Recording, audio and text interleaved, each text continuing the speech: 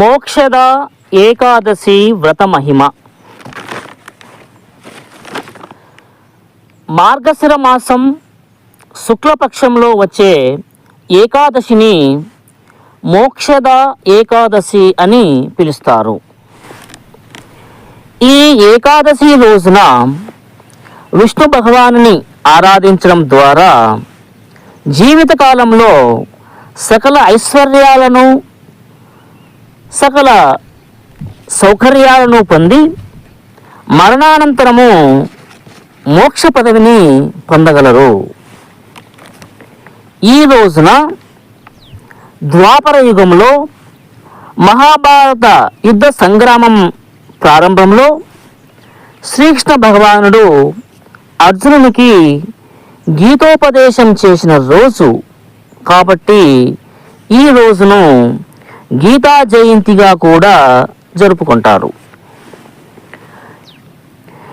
ఈ మోక్షద ఏకాదశి గురించి బ్రహ్మాండ పురాణము మరియు పద్మ పురాణములో శ్రీకృష్ణ యుధిష్ఠిరుల సంవాద రూపంలో వివరించడం జరిగింది. ఈ రోజున శ్రీ మహావిష్ణువుతో పాటు లక్ష్మీదేవిని కూడా పూజిస్తారు. మోక్షద ఏకాదశి రోజున తులసి పూజ చేయడం ద్వారా కోరిన కోర్కెలు నెరవేరుతాయని పురాణ వచనము.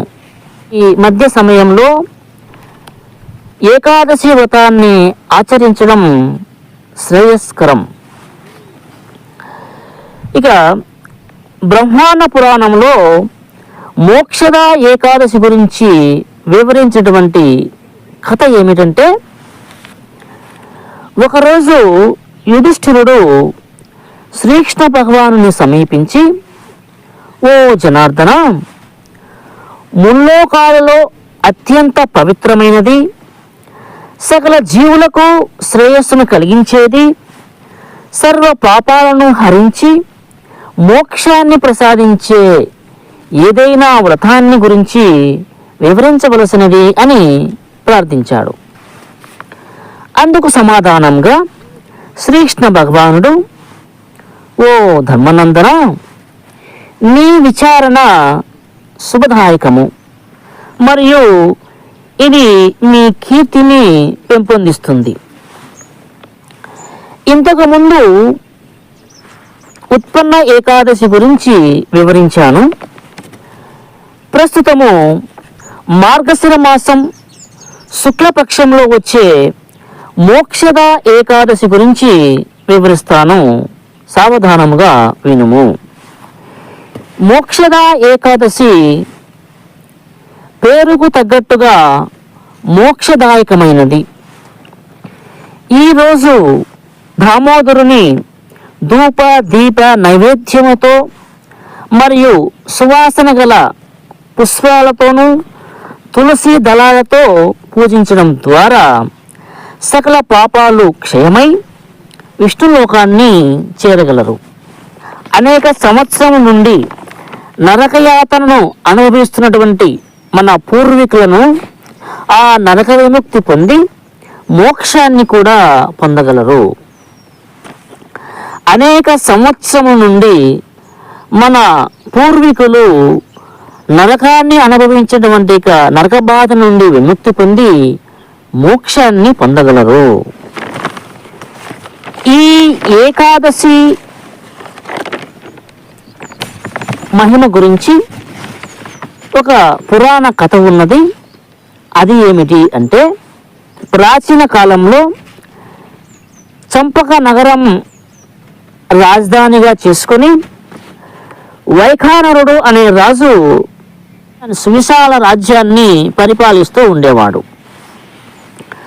అతని పరిపాలనలో బ్రాహ్మణులు నిరంతర వేద పారాయణయుతులై ఉండేవారు.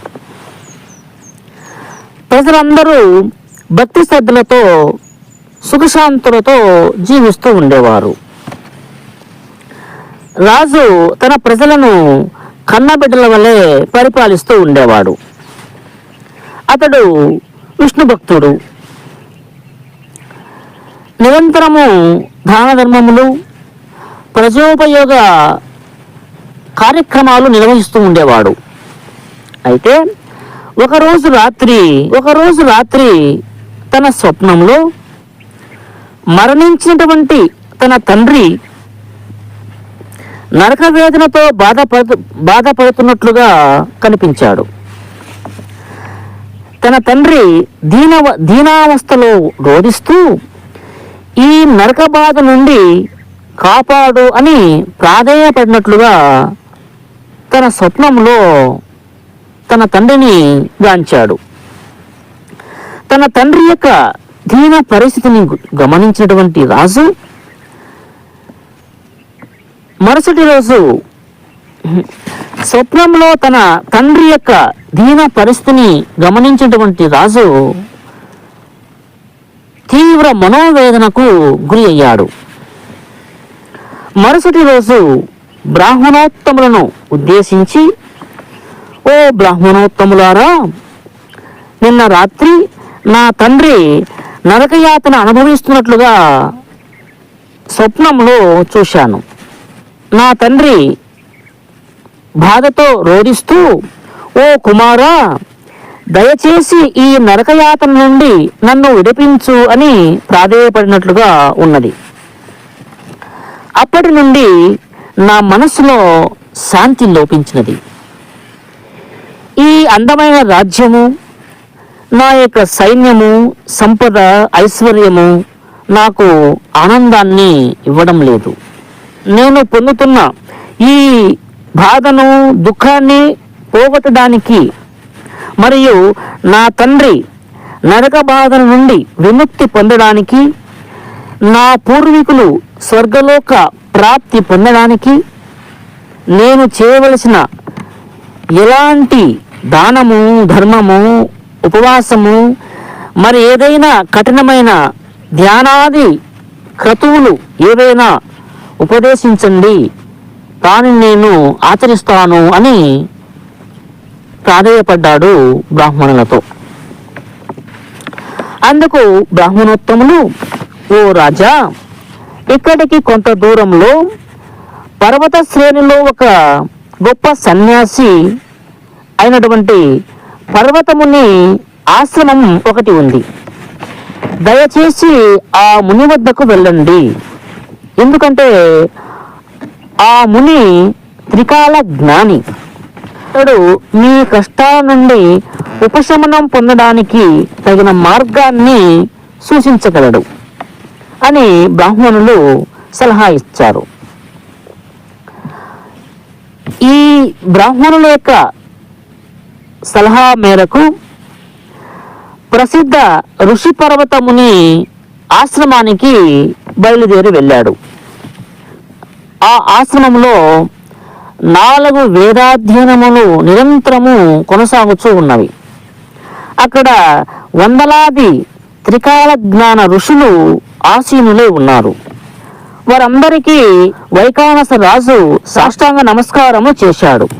శ్రేష్ఠులైనటువంటి ఆ యొక్క పర్వతముని రాజు యొక్క యోగక్షేమాలను విచారిస్తూ, ఓ రాజా, నీ యొక్క సువిశాల రాజ్యం యొక్క 7 అవయవాలు అనగా అతని మంత్రులు, ఖజానా, సైన్యము, మిత్రులు, బ్రాహ్మణులు, యజ్ఞయాగాది అవసరాదులు మరియు ప్రజలు క్షేమంగా ఉన్నారా అని ప్రశ్నించాడు. అందుకు రాజు, ఓ మునివర్య, మీ యొక్క ఆశీర్వాదాల చేత అందరూ క్షేమంగానే ఉన్నారు. అయితే ఇటీవల ఒక సమస్య ఎదురైనది. ఆ సమస్య యొక్క పరిష్కారానికై మీ సలహా పొందడానికై మీ దగ్గరికి వచ్చాను అని అనగా, అందుకు ఆ మునివర్యుడు ఆ పర్వతముని ఒక క్షణం కళ్ళు మూసుకొని దూరదృష్టి ద్వారా అంతటినీ గ్రహించిన వాడై, ఓ రాజా, నీ తండ్రి గత జన్మలో చేసిన మహాపాపం వలన అనేక నరక బాధలను అనుభవిస్తున్నాడు.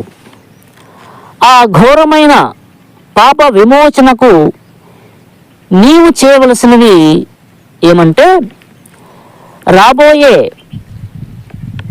ఏకాదశి అనగా మార్గశిర మాసం శుక్లపక్షంలో వచ్చే మోక్షద ఏకాదశి వ్రతాన్ని నియమనిష్టలతో ఆచరించు అని వివరించాడు.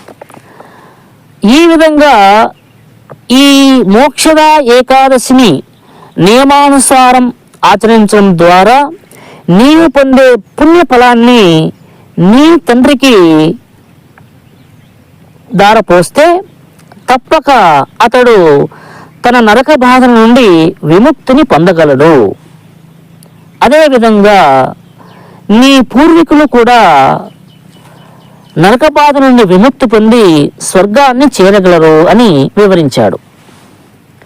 అందుకు సంతోషించినటువంటి రాజు ఆ మునివరునికి సాష్టాంగ నమస్కారము చేసి ఆ ముని దగ్గర సెలవు తీసుకుని తన రాజ్యానికి తిరిగి వెళ్ళాడు. తను తన యొక్క భార్య బిడ్డలు ఆ మోక్షద ఏకాదశి కోసం ఎదురు చూస్తూ ఆ ఏకాదశి రోజు రాగానే ఆ మోక్షద ఏకాదశి రోజున రాజు తన యొక్క భార్య పిల్లలు తన యొక్క పరివారము నియమనిష్టలతోటి ఏకాదశి వ్రతాన్ని ఆచరించారు. ఉపవాస దీక్షను పాటించి ఆ రాత్రి జాగారం చేశారు. మరుసటి రోజు పేదలకు బ్రాహ్మణులకు వివిధ రకాలుగా దాన ధర్మాలు చేసి ఏకాదశి వ్రతాన్ని పూర్తి చేశాడు. విజయవంతంగా పూర్తి చేసినటువంటి ఆ రాజు యొక్క భక్తి నిష్ఠతకు మెచ్చినటువంటి ఇక దేవతలు పూల వర్షం కురిపించారు. తన తండ్రి తక్షణమే నరకం నుండి విముక్తి పొంది విష్ణులోకాన్ని చేరాడు. ఓ పాండుకుమారా, పవిత్రమైన మోక్షదాయకతను ఎప్పుడూ పాటించేవాడు మరియు ఏకాదశి వ్రతాన్ని నియమానుసారం పాటించేవారు సకల సౌఖ్యాలతో పాటు మరణానంతరము పరిపూర్ణమైన విముక్తిని పొందగలరు. ఓ యుధిష్ఠిరా, మార్గశిర మాసంలోని శుక్లపక్ష ఏకాదశి కంటే ఉత్తమమైన ఉపవాస దినం మరొకటి లేదు. ఓ ధర్మరాజా, మార్గశిర మాసంలోని శుక్లపక్ష ఏకాదశి కంటే ఉత్తమమైన ఉపవాస దినం మరొకటి లేదు. ఎందుకంటే ఇది స్ఫటికమైనది మరియు పాపరహితమైన రోజు. ఈ మోక్షద ఏకాదశి చింతామణి వంటిది. ఈ ఏకాదశిని నిష్ఠతో ఆచరించేవారు గణించలేనంత విశేషమైన పుణ్యఫలాన్ని పొందగలరు. ఈరోజు నరక జీవితం నుండి స్వర్గ గ్రహాలకు ఎదగగలరు. తన స్వంత ఆధ్యాత్మిక ప్రయోజనాల కోసం తప్పక ఈ మోక్షద ఏకాదశి వ్రతాన్ని ఆచరించాలి. ఈ ఏకాదశి ఈ భౌతిక ప్రపంచానికి తిరిగి రాకుండా చేస్తుంది, అనగా తిరిగి జన్మకు రాకుండా ముక్తిని ప్రసాదిస్తుంది. ఈ మోక్షద ఏకాదశి మహిమను విన్నటువంటి వారు అశ్వమేధ యాగ ఫలాన్ని పొందగలరు. ఈరోజు తప్పక చేయవలసినది, ఈరోజు భగవద్గీతను సంపూర్ణముగా ఏకాగ్ర మనసుతో పారాయణం చేయడం ద్వారా లేదా చదవడం ద్వారా సకల అభిష్టాలు పొందగలరు. కనీసం ఒక అధ్యాయనైనా చదవడము లేదా వినడం ద్వారా సకల సౌఖ్యాలను పొందగలరు. కాబట్టి ప్రతి ఒక్కరూ నియమానుసారము రాబోయేటువంటి డిసెంబర్ 11వ తేదీ రోజున ఏకాదశి వ్రత నియమానుసారము పాటించి ఆ విష్ణు భగవాన్ని ఆశీస్సులను పొందగలరు. జై సద్గురు.